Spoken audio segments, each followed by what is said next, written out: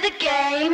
Hey there, I'm Kel Siddiqui. What started as helping people with their money at my dining room table grew into a 7-figure financial coaching practice. Now I teach others how to build a thriving coaching business of their own. Whether you're just starting out or you've been coaching for years, I'm here to help you make a bigger impact while doing what you love. This is the Financial Coach Academy podcast. Let's dive in. Hey Coach, quick announcement before we get started. All of our specialty toolkits are 20% off for Black Friday to Cyber Monday. I want to give you time to prepare your budget for it. If you want your business to grow by keeping clients longer, not just constantly chasing new ones, these toolkits are for you. They give you resources to deepen your work, keep clients engaged, and build the kind of long-term coaching relationships that actually fuel business growth. You can grab the deal at financialcoachingtoolkit.com. And here's a little insider tip. 4 of our toolkits are also included in the Financial Coach Academy program, which means when you add one of those 4 to your cart, you'll unlock a special upgrade option into FCA. It's the best offer we make on FCA all year because the toolkit is on sale, but the upgrade price into FCA doesn't change. You're essentially able to enroll in the Financial Coach Academy for less. So whether you're looking to deepen your work or just getting started, Black Friday through Cyber Monday is the time to do it. Check out financialcoachingtoolkit.com to enroll. All right, welcome back to the Financial Coach Academy podcast. This is episode 3 in our series, Personal Finance Needs a Rebrand, Coaching as the Future of Financial Education. In episode 1, we talked about the disconnect, how financial content and coaching is everywhere, and yet people are still stressed and stuck. In episode 2, we explored the missing piece, the conative mind, and how our instincts as financial professionals often clash with those of our clients that we're trying to help.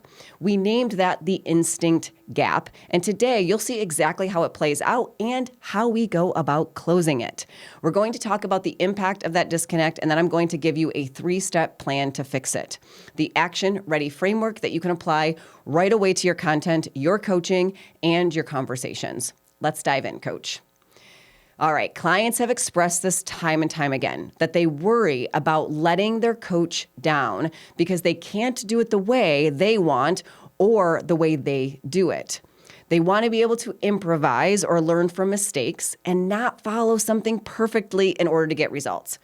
And they often say, I was working with so-and-so and they're really nice, but I was so overwhelmed with all the information. When our coaching is delivered from the perspective of high detail sharing, high system building, like a step-by-step plan, an overly steady or measured approach, we're actually making it harder for our clients to take action and get results. And that is because we're overloading with information. We're overstructuring the plan, which if you remember from last episode, part 2 of this series, we have had a number of clients tell us that a too detailed plan or a plan that is mapped too far out actually just shows them a checklist of ways in which they could fail.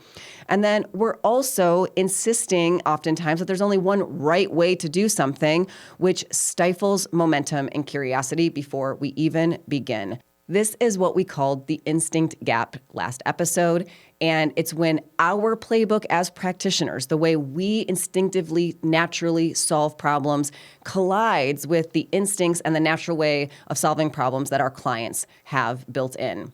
People worry that they have to show up as someone they're not when they hire us. They think they have to fit our mold in order to be good with money, and honestly, I don't blame them because that's how most personal finance content is often shared, unfortunately. But the data is clear. Most people don't share our natural appetite for detail, structure, and certainty. So the more we adapt our content to match their way of taking action, the more likely they are to actually follow through. And remember, our goal with coaching is to maximize their performance. What the majority of people need to take action is not the same as us, my financial friends. Our playbook is different than their instincts, and we are not giving them what they need to do something when they learn from us. We are failing at meeting them where they're at and giving them what they need. The impact of not solving it is this. Ultimately, a systemic problem in our country that is not getting any better. In fact, as we shared last episode, it keeps getting worse. Here's the good news. That's where we're going next. How do we solve this? We solve it in the way we approach our content and our coaching conversations right now. From now on, consider people's natural problem solving and action taking skills when you're having conversations with them, whether that's in a coaching session, on social media, or through your content. And you do that by flipping the starting point. Instead of coaching from your natural instincts as a financial professional, which again likely means higher detail and specificity, higher structure, and careful pacing and certainty, you're going to face your challenges and tackle your money that way. You don't change who you are and how you do things, but for your clients, you flip their starting point. Here is the 3-step action-ready framework for you, coach. This should help you strengthen your coaching in a way that helps people to take action and get results with it. Step 1, start with just enough to start. Instead of here's everything to know, layer in the complexity. One of the things I think about all the time is that my clients don't want to go source all of the information. They want me to do that for them, and then they want me to share with them the most relevant parts. Only the most relevant parts to them. So I want you to give people the most relevant information only and keep the deeper details separate. Instead of overwhelming clients with every detail at once, the full spreadsheet, every category, every expense that they could trim, the entire 5-year plan mapped out, trim that way, way back. Build in detail and complexity slowly, not all up front. Here's the thing. When you take in a lot of information, again, it's your superpower, coach. It is informing you in some way. My guess is that a picture begins to form in your mind. You're sorting, naturally, by the way, all of that information. It's telling you a story that helps you to see the situation more clearly, to know your options and determine a course of action. The conclusion is what I want you to present to your client, not all the details that got you to that conclusion. I'm going to say that again. The conclusion is what I want you to present to your client, not all of the details and all the information that helped you to draw that conclusion. Because for a lot of people, too much detail and information actually overwhelms their mind. I know, for example, my brain isn't able to store or sort through as much information as, say, Jacqueline on my team, because we are scored slightly differently on the spectrum. We know where we are on the scale, and her ability to gather detailed information is simply higher than mine, even though mine is quite high in comparison to our clients. When I try to weigh as much information as Jacqueline does, I actually become more indecisive. I find it difficult to take action because I'm overwhelmed with too much information. And my ability to gather information is higher than our clients, like I was saying, and yet this is still true for me. So hopefully you're seeing what I mean. I still want you to honor your natural instincts, coach. Gather a lot of information. That is your way, and you are perfect. I simply want you to modify how you present it to your clients and what you do with it all. Here's an example. Instead of going through every expense with your client, focus on the top 3 to 4 that will have the biggest potential or impact on their cash flow. Instead of showing them every detail of the various debt payoff strategies, summarize the key outcomes of each one and then ask, which one would you like to explore in more detail? Or which strategy would you like to look more closely at? Or do you want more information about any of these that I just, summarized for you? Let them determine their need for more information, and you simply provide more upon request. Remember, your instinct as a coach might be able to give them everything because you can see the full picture. But what most clients need is just enough to take that first step. When it comes to your content, you can also incorporate some of this so that people are more attracted to you naturally. You can link to a more information page, add a TLDR at the top, which stands for too long, didn't read. Create a bonus download for those who want more information. That way, all of the information is there, but in these approaches, the information is not in front of everyone all of the time. They actually have to take another step to get it when they're ready for it. Or you can save yourself the time and share summarized content and then ask, what more do you want to know? Or what questions do you have about this? Not only is it faster and easier for you to create that content, but it will actually result in better engagement on everything you're sharing. If your audience seems to appreciate a lot of detail because your niche might be very different than mine. And so maybe they do like a higher level of detail. You can tell this by the types of questions that they're already asking you. If that is the case, this is a great opportunity for something like a Patreon access or a paid tier where the real juicy details are actually behind a very small subscription. So step one is start with just enough and layer in the detail and complexity. Now, before we move on to step two of your Action Ready framework, I want you to pay attention to the arguments against this approach that might be popping up for you. For example, but people need to know this and they need to know that, and it's all important or relevant. I want to point out that that is simply your conative mind speaking to you right now, and you're not wrong. Again, that is perfect for you. All right, let's move on to step two. Show the journey, not every step. Clients need to see where they're headed, but they don't need every micro task spelled out in advance. Instead of a rigid step-by-step roadmap or individual tasks for them to complete, focus on the outcome they can achieve and then highlight the overarching phases to get there. Here are a couple of examples. Instead of building out a 24-month debt payoff plan with exact numbers for every single payment, paint the bigger picture. You're in phase one, which is stabilizing. Next comes momentum, and then comes freedom. Right now, we're focused on phase one. See what I mean? Very different than I need you to do this, and then this, and then this, the logistics of it.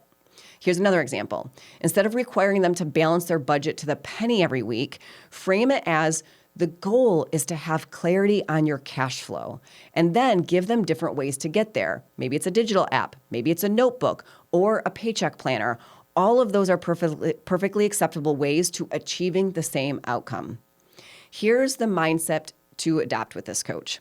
When we create a plan, really what we're doing is making progress visible. Your goal is to make progress visible without overwhelming your client with micro steps.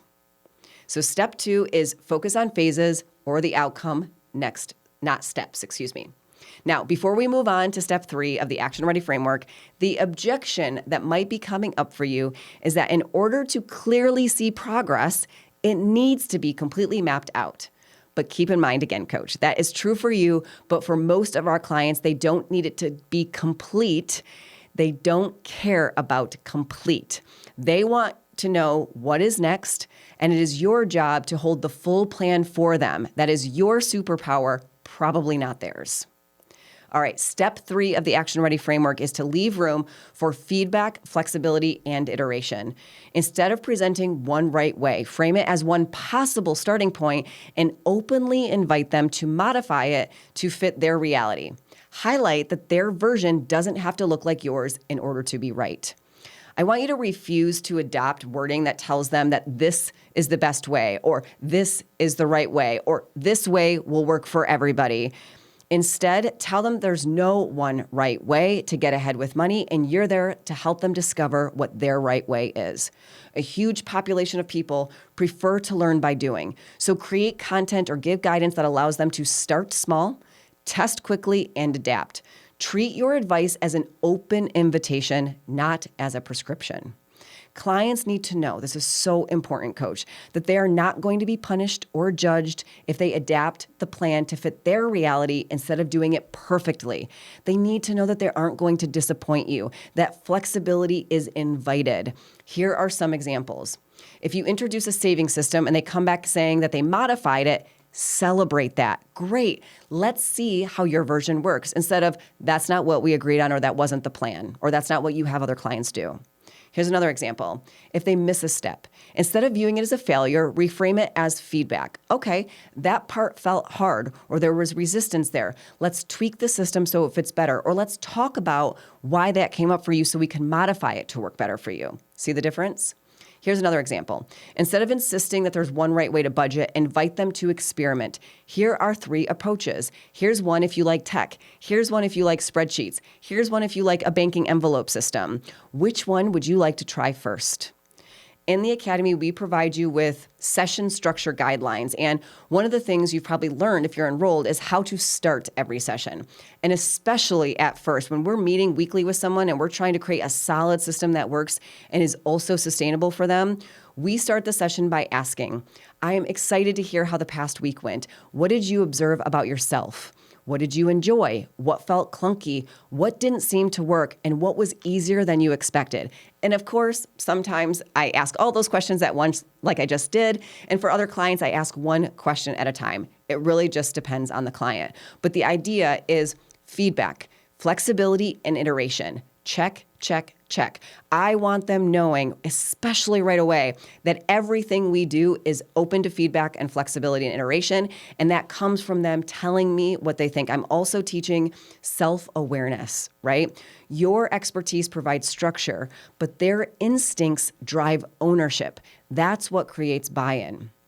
Now, your objection to this might sound like, but I'm trying to prevent them from making mistakes.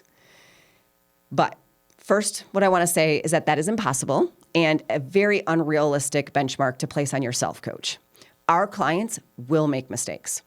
Second, our goal isn't to prevent mistakes. It's to minimize them and mitigate the risk of a potentially harmful outcome as a result of a mistake. Something not working is not necessarily a mistake. It's input. It's valuable information for our clients. It boosts self-awareness and shows them how things will work or feel for them. Now, these 3 steps work because they flip the starting point. Instead of coaching in a way that matches our natural way of taking action, we're matching theirs.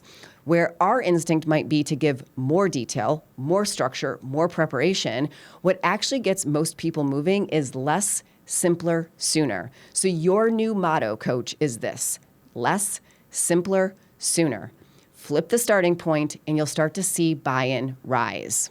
Now, here's what happens when your content and your coaching matches their natural way of taking action.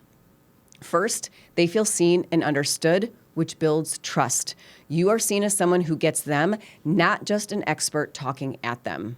Next, they take action confidently, and that builds momentum. People are given what they need to take action. We're reducing overwhelm, we're boosting confidence, we're creating momentum, and we're allowing them to shape their journey, not just repeat our journeys.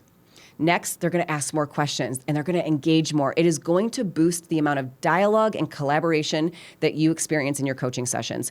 People will feel safer asking questions, sharing experiences and feedback, and engaging with you. It will deepen your conversations very quickly.